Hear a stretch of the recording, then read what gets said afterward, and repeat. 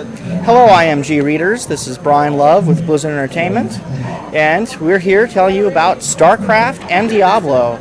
The big news about Starcraft is it'll be a simultaneous with the PC release. No more waiting behind. Diablo will be out before the end of the summer, and Starcraft will be out before the end of the year. Here we have Starcraft in the background. You'll be able to play either the Terrans, the Zerg, or the Protoss.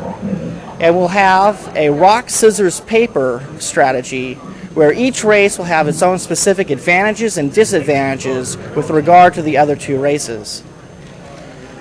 If you want real-time strategy on the Mac, Starcraft this fall is the place to go.